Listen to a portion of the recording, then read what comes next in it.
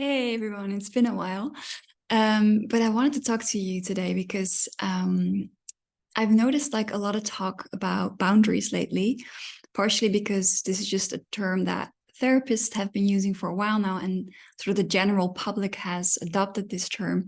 And in a way that a lot of the time it's not being used in the original meaning, in the original intention that was linked to the term boundaries. And so it's being used as a way to actually control someone's behavior and to try and not have to look at our own thoughts and feelings and patterns.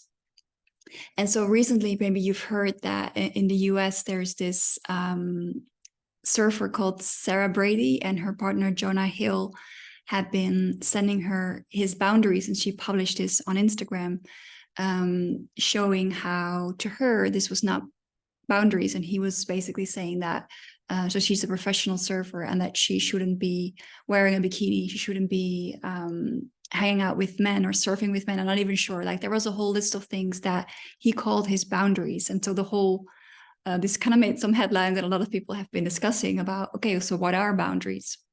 So I just wanted to clarify from my perspective and from the perspective of nonviolent communication, because I think NVC has some interesting nuances to make, not just about this case, but about boundaries in general.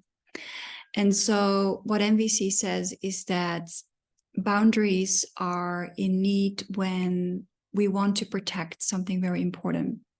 And in our first attempts of, just connecting with someone about it and trying to find a mutual way that could work for both of us, there is no success.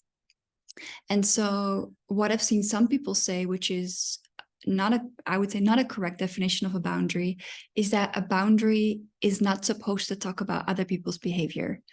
That's a bit weird because that's exactly what a boundary does want to talk about.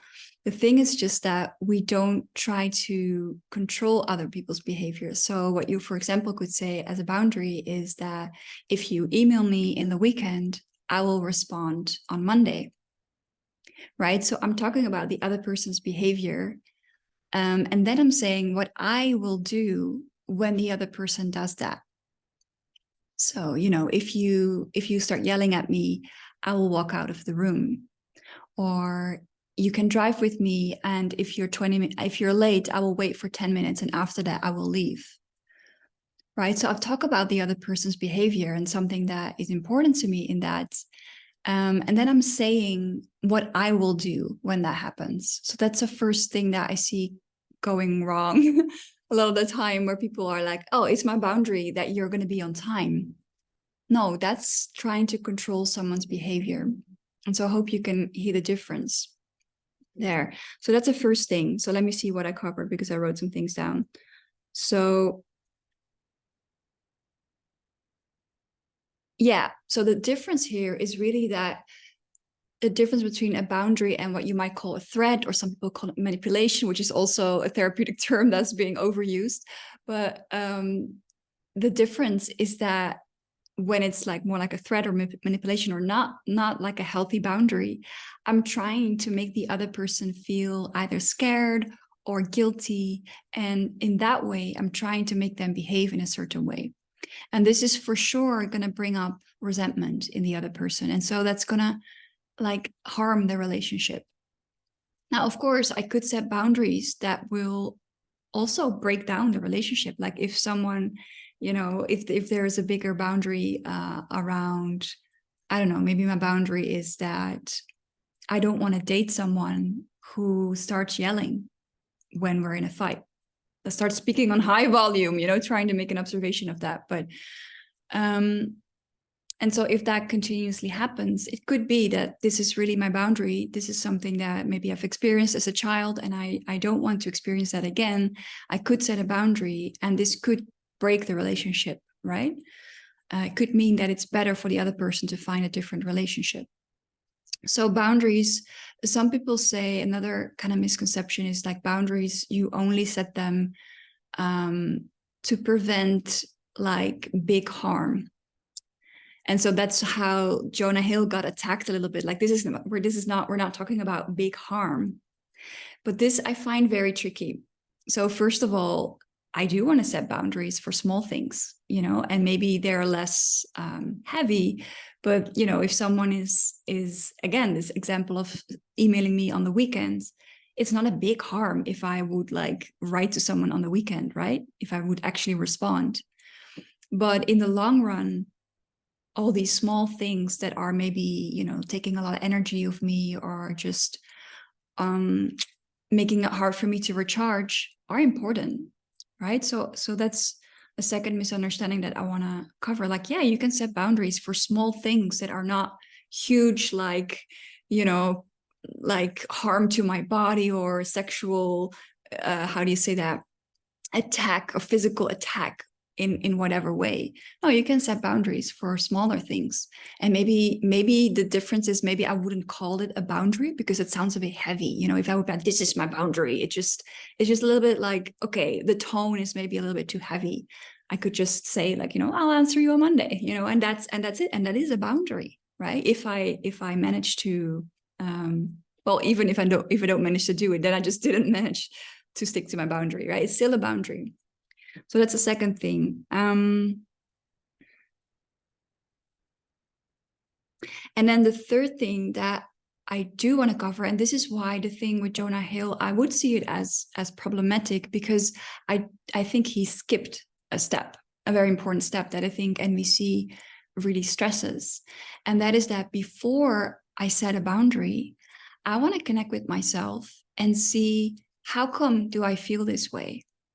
And this is a very tricky process, but I think it is important to think that, am I feeling off? Am I feeling unsafe because of a thought that I have that is not linked to reality? So say, for example, that, let me think. Well, let's take the case of Jonah Hill, right? I don't know if I pronounced his name correctly. I'd never heard of the guy. Jonah Hill. In his case, I'm curious what's going on in him. I wonder if there is an insecurity there of her being seen in her bikini and maybe getting a lot of attention from men. And I think for him, it would in the end be way more fruitful if he would look at the thoughts behind that. So maybe his thought is like, I don't deserve her. Or maybe his thought is, when men look at my not even my, that sounds horrible, when men look at my partner while she's wearing a bikini on a daily basis, that that shows a lack of respect for me or something. I don't know what is his thinking. And clearly this is affected by patriarchy, right? And the way men are taught to police the way women look, etc. And so that would be great if he could get support to look at that, to have someone unpack with him, like how our society makes men think this way, and how maybe certain events in his life have created this insecurity. And that's when we start healing, right? So I also have a concern a little bit about this, like the way we sort of like, I don't know, this is a whole different topic, but the way we speak about people on the internet, right? So this, for me, this is not about being like, oh, Jonah Hill is a bad person. No, he is a symptom of the type of society we live in, and the lack of therapy or any type of emotional support for men, and how this is not normalized to do, right? That's I would say the biggest problem we are facing in the world, which is that, it would probably prevent wars and us even exploiting nature, everything. All of that has to do with the way that men are conditioned to be, right? Anyway, so MVC would say, first, have a look at your thoughts and your feelings and ask yourself, where is this coming from, right? So when I have this example of the email, I can quickly see like, yeah, this is something that is just coming from a wish to maybe an earlier experience of burnout, and just knowing how I need this this setup, this way where I respond to my emails on Monday, because that's how I protect my health in the long run. And that will also be better for my boss in the end if I don't get a burnout again, right? And that even that doesn't really matter, but it is true, right? That's everybody's interest. Yeah, I hope that clarifies it a bit. Let me see if I forgot anything. Yeah, and so NVC I think can really help preventing this misuse of boundaries because it puts such an emphasis on self-connection and looking at, and sometimes you might need someone like a therapist to look at, is this a case of I need to work on myself, or is this a case of I need to put boundaries, right? And I think for many, especially many women, but also men, we tend to think too much that it's us, right? So this is super tricky. We often need an outsider's perspective to help us see, are we the type of person that, that relies too much on having other people behave a certain way and trying to maybe control them to do that? Or are we more likely to actually not take care of ourselves enough and we need to maybe put some more boundaries? And this is where I do also have a concern about NVC, because NVC was set up by a white, cisgendered, able-bodied, straight, I think, man who had a lot of power in the sense of in terms of his place in society, right? And this type of person will generally need less, maybe is more, how to say that, it's more expected of this type of person to have certain boundaries, to set them, and them to be immediately accepted. Whereas for a lot of people who don't have that type of privilege, they don't get hurt as easily in what they want and need and what their boundaries are. And when they do get hurt, their boundaries don't always get respected. And so I think he didn't integrate this boundary part as much as I would have liked in MVC for people that need that maybe more than he personally did. And also, his general goal with MVC was connection, right? And that's not always the only goal that we have in life, right? Connection. Of course, he said connection with other people and with yourself.